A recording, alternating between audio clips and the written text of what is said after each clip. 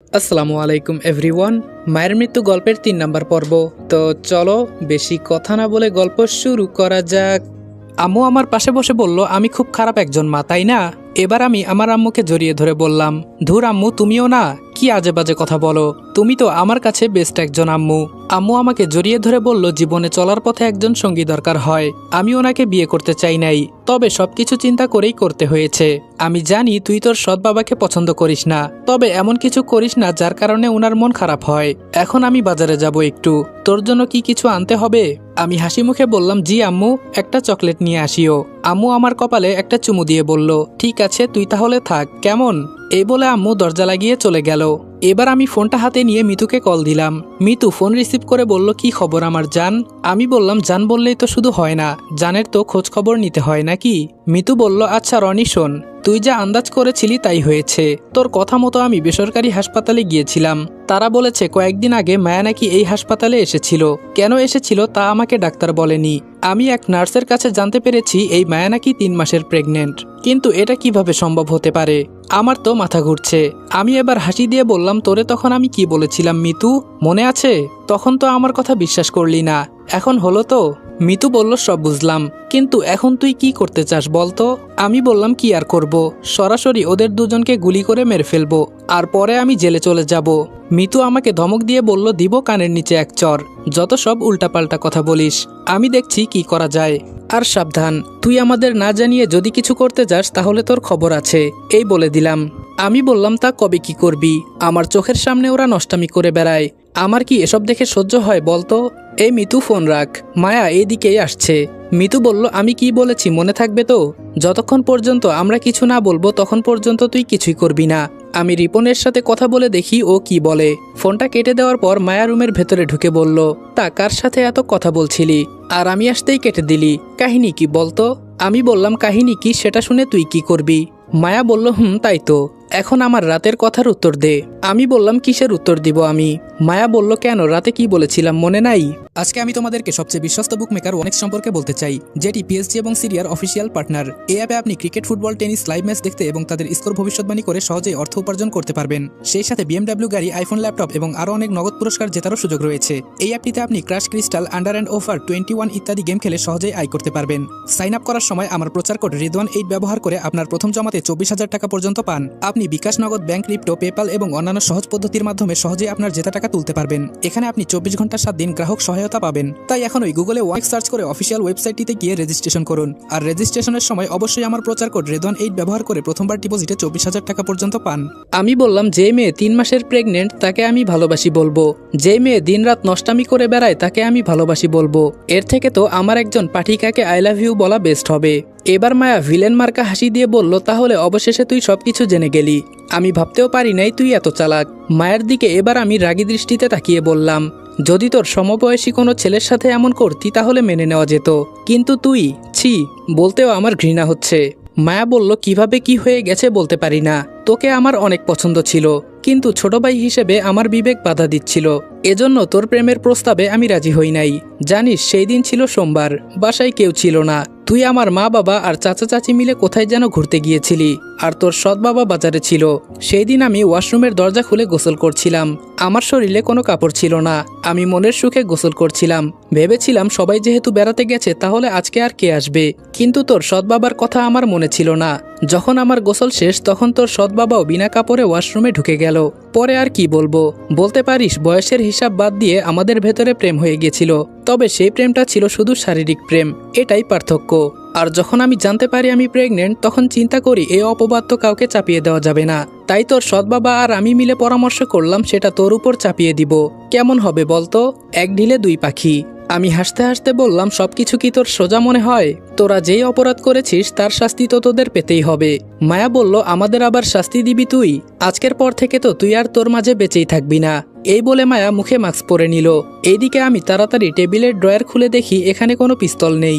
মায়া হাত দিয়ে ইশারা করে বলল, এখানে কোনো পিস্তল নেই, আমি এটা আগে থেকেই সরিয়ে রেখেছি। এই বলে মায়া কি একটা হাতে নিয়ে আমার উপর স্প্রে করে দিল। যে আমি মায়াকে ধরতে যাব তখনই আমি অজ্ঞান হয়ে গেলাম। যখন আমি চোখ খুললাম তখন দেখি আমার হাত পা নাড়াতে পারছি না, আমাকে একটা প্লাস্টিকের চেয়ারের সাথে বেঁধে রাখা হয়েছে। আরে এটা তো আমার রুম, হঠাৎ বিছানার উপর চোখ পড়তেই দেখি মায়া আর আমার সৎ বাবা তারা শারীরিক সম্পর্কে লিপ্ত। এসব দেখে সাথে সাথে আমি চোখ বন্ধ করে নিলাম। হঠাৎ মায়া বলল, কি করব বল, তুই যেহেতু সবকিছু জেনেই গেছিস তাই তোর সামনে এসব করতে হচ্ছে। এখন তোর সাথে কিছুক্ষণ খেলবো আর একটা ভিডিও করব, তাতেই তোর মুখ বন্ধ হয়ে যাবে। হঠাৎ করেই আম্মু এসে বলল, এই তোমরা এসব কি করছো? ছি, লজ্জা করে না আজহারুল, নিজের মেয়ের বয়সী একজন মেয়ের সাথে এসব করতে? আর মায়া তুই কি না শেষ পর্যন্ত? ছি। আম্মুর কথা শুনে মায়া আর সৎ বাবা কোনো রকম কাপড় পরে নিল। আম্মু আমার দিকে তাকিয়ে বলল, বাবা তোকে ওরা আটকে রেখেছে, ওদের কাউকে আমি ছাড়বো না। এই বলে যেই আম্মু আমার কাছে আসবে তখন আমার সৎ বাবা বিছানা থেকে লাফ দিয়ে উঠে আমার আম্মুর চুল ধরে বলল, শালি তোকে আজকে আর বাঁচিয়ে রাখবো না, সবকিছু দেখেই যেহেতু নিলি তাহলে আজকে তুই শেষ। তুই বেঁচে থাকলে আমরা বাঁচতে পারবো না, আর আমাদের বাঁচতে হবে, আমাদের জন্য তুই মরে যা। আমি এবার জোরে চিৎকার দিয়ে বললাম, কুত্তার বাচ্চা, সাহস থাকলে আমার হাত পা একবার খুলে দে, এরপর দেখ আমি তোদের কি করি। আর আমার মাকে ছাড়, ওপরওয়ালার কসম আমার মায়ের সাথে যদি কিছু করিস না তোদের মাংস আমি কুকুর দিয়ে খাওয়াবো। এটা বলতেই আমার সৎ বাবা মায়াকে কি জানি ইশারা করলো। সাথে সাথে মায়া এসে আমার মুখে কাপড় গুজে দিল। আম্মু এবার আকুতি মিনতি করে বলতে লাগলো, আমার ছেলেকে ছেড়ে দাও। এবার আমার সৎ বাবা আম্মুর মুখে কাপড় গুজে দিয়ে মায়াকে বলল, রান্নাঘর থেকে লম্বা ছুরিটা নিয়ে আসো। এটা শোনার সাথে সাথে আমি চেয়ার সহ একটা লাফ দিলাম, কিন্তু আফসোস চেয়ার সহ আমি নিচে পড়ে গেলাম। প্লাস্টিকের চেয়ার প্রায় অর্ধেক ভেঙে গেছে, নিচু হয়ে পড়ে আছি আমি। আম্মুকে ধরে আমার সৎ বাবা আমার কাছে এসে পা দিয়ে আমার মুখে জোরে একটা লাথি দিয়ে বলল, তুই আমার পথের কাঁটা ছিলি, তোকে কিভাবে কি করতে হবে আমি সেটা জানি। অনেক আগেই তোকে মারতে চেয়েছিলাম, কিন্তু মারি নাই একটা কারণে। মায়ের পেটে আমার যেই সন্তান আছে সেটা তোর উপর দিয়ে চালিয়ে নিব, কিন্তু আজকে তোর মা আমাদের মাঝে এসে অনেক বড় ভুল করলো রে। তোর মাকে যে এবার মরতে হবে, আর আমি তো তোদের সম্পত্তি পাওয়ার জন্য তোর মাকে বিয়ে করলাম। যদি বাঁচাতে পারিস তো বাঁচিয়ে দেখা, না হলে ভাব আমি না তুই কাপুরুষ। এইদিকে আমার চোখ দিয়ে পানি পড়ছে, মনে মনে শুধু এইটুকু বলছি, আমার আম্মুর যেন কিছু না হয়। এই পৃথিবীতে আজকে আমার থেকে অসহায় মানুষ মনে হয় আর কেউ নেই। নিজের চোখের সামনে আমার আম্মুকে মারবে বলেছে, আর আমি কিছুই করতে পারছি না। কিছুক্ষণ পর মায়া লম্বা একটা ছুরি নিয়ে রুমের ভেতরে ঢুকলো। মায়া কাপা কাপা হাতে ছুরিটা আমার সৎ বাবার হাতে দিল। আমি নিজেকে ছাড়ানোর চেষ্টা করছি বলে মায়া আমার কাছে এসে আমাকে সোজা করে বলল, এখানে চুপচাপ বসে থাক, বেশি নড়াচড়া করবি না, না হলে এটা কিন্তু আগে তোর গলায় চালাবো। মায়ের কথা শুনে আমার চোখ থেকে এক ফোঁটা জল গড়িয়ে পড়ল। আমি মায়াকে চোখের ইশারা করে বোঝাতে চাচ্ছি উনি তোর আপন চাচি হয়, প্লিজ এমন করিস না, যা করার দরকার হয় আমার সাথে কর। আমি কি বুঝাতে চেয়েছি হয়তো মায়া তা বুঝে গেছে, এজন্য মায়া আমার সামনে থেকে সৎ বাবার কাছে গিয়ে বলল, এখন তাহলে তুমি কি করতে চাও? যা করার তাড়াতাড়ি করো। আমার সৎ বাবা বলল, কি করতে চাই মানে? তুমি এই ছেলের চোখ বেঁধে দাও, বাকিটা আমি দেখছি কি করা যায়। এই কথা শুনে মায়া আবার আমার কাছে আসলো। এবার আমি চোখের পানি ছেড়ে শেষবারের মতো মায়ের দিকে অসহায় হয়ে তাকালাম, কিন্তু মায়া এসে আমার চোখ বেঁধে দিল। আজকে নিজেকে সত্যি কাপুরুষ মনে হচ্ছে। যদি আমার আম্মুর কিছু হয় না তাহলে আমি ওদের কাউকে ছাড়বো না। অনেকক্ষণ হয়ে গেল রুমে কোনো রকম সারা শব্দ নেই। আমার রুমটা একেবারে নীরব, তবে আমার বুকের ভয়টা যেন বেড়েই চলেছে। ওরা আবার আমার আম্মুর সাথে কিছু করবে না তো? ইস, কেন যে আম্মু এই সময়ে আসতে গেল? হঠাৎ করে মায়া আমার চোখের বাঁধন খুলে দিল, কিন্তু মায়ের হাত রক্তে লাল হয়ে আছে। তাড়াতাড়ি আমি সামনে তাকিয়ে দেখি আমার সৎ বাবার হাতে ছুরিটা, আর আমার আম্মুর 3টা টুকরো নিচে 3 দিকে পড়ে আছে। এখন মনে হচ্ছে যেন আমার কলিজাটা ফেটে যাচ্ছে। চোখ আর খোলা রাখতে পারলাম না, আপনি অজ্ঞান হয়ে গেলাম আম্মুর এমন অবস্থা দেখে। যখন আবার আমার জ্ঞান ফিরল তখন দেখি মায়া পানির মগ হাতে দাঁড়িয়ে আছে, আর আমার আম্মুর 3টা টুকরো আগের জায়গায় পড়ে আছে। আমার সামনে আমার আম্মুকে। আমি সত্যি একটা কাপুরুষ। সন্তান হয়ে আমি আমার আম্মুকে বাঁচাতে পারলাম না, চোখের পানি যেন কোনোভাবেই আটকাতে পারছি না। মায়া আবার আমার সৎ বাবাকে প্রশ্ন করলো, আমাদের কিছু হবে না তো? আমরা আবার কোনোভাবে ধরা পড়ব না তো? আমার সৎ বাবা উত্তর দিল, সেই ব্যবস্থাও আমি করেছি, ওকে অজ্ঞান করে দাও। এই বলে সে বেরিয়ে গেল। মায়া আমার কাছে এসে মাথা নিচু করে বলল, নিজেকে বাঁচানোর জন্য আজকে আমি আমার আপন চাচিকে খুন করে দিলাম, মাফ করে দিস আমাকে। একটু সুখের আশায় আমি এতটা পরিমাণে খারাপ হয়ে যাব ভাবতে পারি নাই। আজকে আমি নিজ হাতে। এই বলে মায়া আবার আমার মুখের উপর কি একটা দিয়ে স্প্রে করে নিল। সাথে সাথে আমি আবার অজ্ঞান হয়ে গেলাম। যখন আমি চোখ খুললাম তখন সামনে তাকিয়ে দেখি আমার হাতে হাতকড়া লাগানো, আর 3জন পুলিশ আমার সামনে পিস্তল তাক করে দাঁড়িয়ে আছে। অন্যদিকে আমার সৎ বাবা নিচে পড়ে কান্না করে বলছে, আমার বউকে এই ছেলে মেরে ফেললো, কিভাবে পারলো নিজের মাকে খুন করতে? আমি একটু বাজারে গিয়েছিলাম আর এই সুযোগে, এই বলে কান্না করতে লাগলো আরো বেশি করে। আমার ভেতরে এখন এইটুকু জ্ঞান বুদ্ধি নেই যে আমি কাকে যে কি বলবো। শুধু আমার আম্মুর কথা মনে হচ্ছে, যে আম্মু সবসময় আমাকে আদর সোহাগ দিয়ে এতটা বড় করেছে, আর আজকে আমার জন্য না না আর কিছুই বলতে পারছি না। আমার পুরো শরীরে রক্তের ছিটে ফোঁটা ভেসে আছে। আমার মুখের ওপর থেকে কাপড় নেওয়ার পর আমাকে জিজ্ঞেস করা হলো, এই ছেলে তুমি তোমার আম্মুকে খুন করলে কেন? আমি কোনো কথা বলছি না, এক দৃষ্টিতে আমার আম্মুর মুখের দিকে তাকিয়ে আছি। এইদিকে আমার সৎ বাবা বলল আমি একটু বাজারে গিয়েছিলাম, আর মায়া নাকি রান্নাঘরে ছিল। এই সুযোগে এই ছেলে তার মাকে রুমে ডেকে নিয়ে খুন করে দিল। আমি এসব কিছুই জানতাম না স্যার। পরে মায়া আমাকে ফোন করে সবকিছু বলে, তাই আমি তাড়াতাড়ি এসে ওকে আটকাই। আমাকেও খুন করতে চেয়েছিল এই ছেলে স্যার। এই দেখেন আমার হাতে আঘাত করেছে। ভাগ্য ভালো ছিল যে মায়া আর আমি মিলে ওকে অজ্ঞান করে রাখি, না হলে আমাদেরও মেরে ফেলতো। ও খুনি হয়ে গেছে স্যার, ওকে ফাঁসি দিন। পুলিশ অফিসার বলল, আমার জীবনে আমি এমন কেস পাই নাই। একটা ছেলে তার নিজের মাকে কিভাবে খুন করতে পারে। এবার আমি নিচে থেকে ছুরিটা লাফ দিয়ে নিয়ে যেই আমার সৎ বাবার কাছে যাব, তখন 3টা পুলিশ আমাকে ধরে ফেললো। জোরে চিৎকার দিয়ে বললাম, আমার মাকে তুই খুন করেছিস, এর হিসাব মনে রাখিস। ফিরে আসবো আমি, অবশ্যই ফিরে আসবো, তবে খুব ভয়ঙ্কর ভাবে। মায়া, তোকে আমি এমনভাবে যৌন নির্যাতন করব যার কারণে প্রতিটা মুহূর্তে তুই মরতে চাইবি। আজকে তোর কারণে আমার আম্মুকে মরতে হয়েছে। আর কিছুই বলতে পারলাম না, চোখের পানি ছেড়ে ইচ্ছামতো কান্না করতে লাগলাম। আমার কথা শুনে আমার সৎ বাবা বলল, স্যার দেখেন এই ছেলে এখন কিভাবে অভিনয় করছে, আপনি দেখছেন তো এখন আমাদের কিভাবে আপনাদের সামনে মারতে এসেছিল। পুলিশ অফিসার বলল, এই একে নিয়ে চলো, আর এই লাশের দাফন কাফন সম্পন্ন করো তাড়াতাড়ি। আর আপনারা কোনো চিন্তা করবেন না, এই ছেলের ফাঁসি হবে নিশ্চিত। অলরেডি বাহিরে আমাকে দেখার জন্য অনেক মানুষ এসেছে। পুলিশ আমাকে নিয়ে যেই বাহিরে যাবে, তখন পুলিশ অফিসারের দিকে আমি তাকিয়ে বললাম, আমার মৃত্যুদণ্ড হোক আর যাই হোক না কেন, আমি আদালতের রায় মাথা পেতে নিব, তবে যাওয়ার আগে আমাকে আমার মায়ের জানাজা পড়তে দিন। পুলিশ অফিসার উল্টা আমাকে ধমক দিয়ে বলল, নিজের মাকে খুন করে আবার জানাজা পড়তে চাস? তোদের মতো কুলাঙ্গার সন্তান আছে বলেই আজকে আমাদের দেশটা নষ্ট হচ্ছে। আমি আর কিছু বললাম না, চুপচাপ পুলিশের সাথে বাইরে যেতে লাগলাম। এইদিকে সবাই আমাকে দেখে আমার মুখে থুতু দিচ্ছে, আর সবাই বলা বলি করছে এতটা ভালো একটা ছেলে, কারো সাথে কোনোদিন রেগে কথা বলে নাই, কিন্তু আজকে এই ছেলে ওর মাকে খুন করে ফেললো। আমাদের তো বিশ্বাস হচ্ছে না, আর করবেই বা না কেন? আজকাল ছেলেপেলেদের ভেতরে কি যে চলে তা জানা মুশকিল। মনে মনে আমি বললাম, আজকে আমি খুন না করেও খুনি, তাও সেটা আমার মায়ের। জানি এখানে আমি কোনো কিছু বললে কেউ বিশ্বাস করবে না, তাই চুপ করে রইলাম। আমার ভেতরে এখন যে কি চলতেছে সেটা শুধু আমিই জানি। শুধু পারছি না এই পুলিশের জন্য, ওরা আমাকে আটকে রেখেছে। পুলিশের জিপে ওঠার পর আমার সৎ বাবা আবার বাহিরে এসে বলল, স্যার। পুলিশ অফিসার বলল, আরে তোমরা কিছু চিন্তা করো না, এই ছেলের ফাঁসি হবে, আমি গ্যারান্টি দিচ্ছি। যে নিজের মাকে মারতে পারে এই ছেলে অবশ্যই দেশের ক্ষতি করতে পারে। যদিও ওর মৃত্যু না হয় আমি ওকে গুলি করে মারব, চিন্তা করবেন না। আমার সৎ বাবা বলল, দেখেন স্যার, বিষয়টা এটা না। আমার যে ছোট মেয়েটা আছে ভেতরে দেখলেন, মানে এই ছেলের চাচাতো বোন হয়। এই ছেলের বাচ্চা আমার মেয়ের পেটে। এখন কি করব বলেন? আমি খুব বিপদে আছি, যদি ওর মা জানতে পারে। আমি এটা নিয়ে খুব টেনশনে আছি।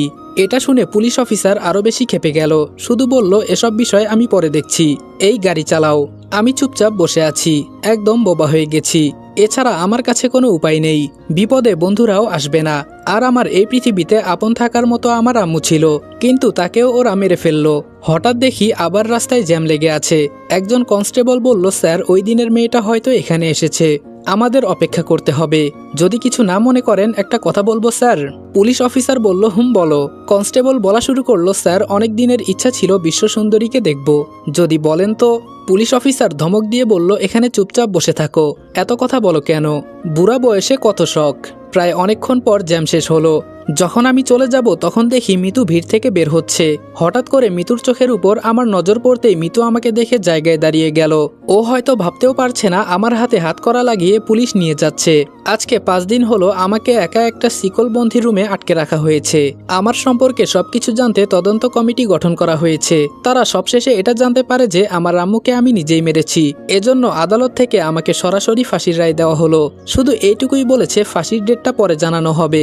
সকালে বসে আছি, হঠাৎ একজন কনস্টেবল আমাকে এসে বলল, মিতু আর রিপন নামে 2 জন এসেছে, তারা আপনার সাথে দেখা করবে। মনে রাখবেন আপনার সময় কিন্তু 20 মিনিট। আমাকে ছেড়ে দেওয়া হলো, কিন্তু আমার হাতে হাত করা লাগিয়ে আবার আরেকটা দেওয়ালবন্দি রুমে নিয়ে গেল। স্পষ্টভাবে অন্য পাশ থেকে মিতুকে আর রিপনকে দেখা যাচ্ছে। কনস্টেবল আমাকে রেখে দূরে চলে গেল। আমি এবার নিচে বসে বললাম, আপনারা এখানে কার খোঁজে এসেছেন? ধপ করে রিপন বলল, এত কিছু হয়ে গেল আর আমরা জানতে পারলাম না। আমি জানি এসব তুই করিস নাই, তোর সৎ বাবা আর মায়া মিলে এসব করেছে, আমরা ছাড়বো না ওদের। আমি বাহিরে হাতটা দিয়ে বললাম, আমার হাতের উপর তোর হাত দে। ওরা আমার কথা মতো তাই করলো। আমি এবার বললাম, আমাদের বেস্ট ফ্রেন্ডের কসম, তোদের আমার জন্য কিছু করতে হবে না, সবকিছু বাদ দিয়ে দে। হ্যাঁ, আমি আমার আম্মুকে খুন করেছি, এটাই হয়তো আমার ভাগ্যে লেখা ছিল। আর মিতু, তোকে একটা কথা বলি, জীবনে অনেক ছেলে পাবি, কিন্তু রিপনের মতো কাউকে পাবি না। রিপন তোকে অনেক ভালোবাসে, কিন্তু ভয়ে বলে না। যদি বেস্ট ফ্রেন্ডের সম্পর্ক নষ্ট করে দিস।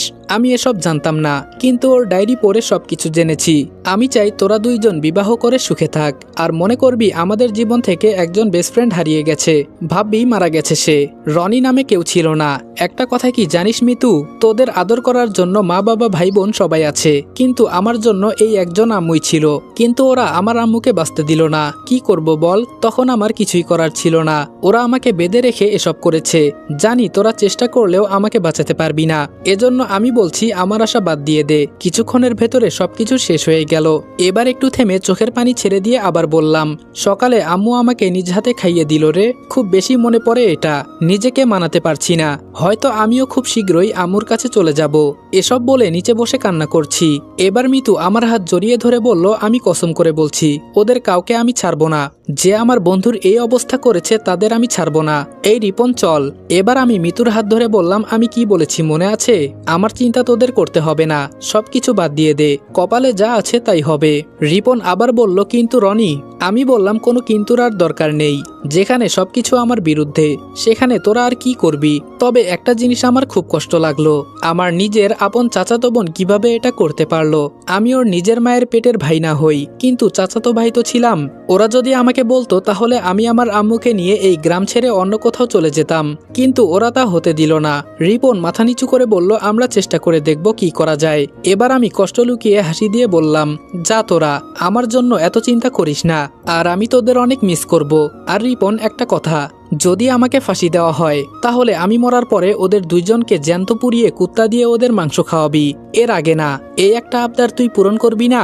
রিপন এবার আমার হাত ছেড়ে জোরে জোরে কান্না করে বলল, আজকে আমাদের চোখের সামনে আমার বেস্ট ফ্রেন্ড এই কথা বলছে, আমি পারলাম না রে, মাফ করে দিস। আমি শেষবারের মতো মিতুর দিকে তাকিয়ে বললাম, অনেক ভালোবাসি রে তোদের দুইজনকে, কিন্তু এখন তোদের পথ আলাদা আর আমার পথ আলাদা। 20 মিনিট আমার হয়তো শেষ হয়ে গেছে, তবে যাওয়ার আগে একটা কথা বলি, যদি আমি আবার এই গ্রামে বেঁচে ফিরে আসি তবে সেটা খুব ভয়ঙ্কর ভাবে হবে। এজন্য দোয়া কর আমার যেন ফাঁসি হয়ে যায়, না হলে ওদের কাউকে আমি ছাড়বো না। আজকে বিনা কারণে জেলে আছি, কারণ আমার পক্ষে কেউ কথা বলবে না, যেখানে আমার আপন দুইজন আমার বিরুদ্ধে, আবার ওরাই খুনি। এসব বলতে বলতেই পেছনে কনস্টেবল এসে বলল, আপনার সময় শেষ, চলেন। ভেতরে যাওয়ার আগে রিপন বলল, তোর জন্য অপেক্ষায় আছি। আমার মন বলছে তুই অবশ্যই ফিরে আসবি, তবে তুই চিন্তা করিস না, তোর কথাও রাখবো। পেছনে ফিরে তাকিয়ে দেখি মিতু আমার দিকে অসহায় হয়ে তাকিয়ে আছে। আমি জানি ওরা আমার কতটা কাছের বন্ধু। বন্ধুত্বের দোহাই দিয়েছি দেখেই ওরা হয়তো আজকে বেঁচে গেল, না হলে রিপন গিয়ে আজকেই ওদের শেষ করে দিত। আসসালামু আলাইকুম এভরিওয়ান, মায়ের মৃত্যু গল্পের 3 নম্বর পর্ব এখানেই শেষ করলাম।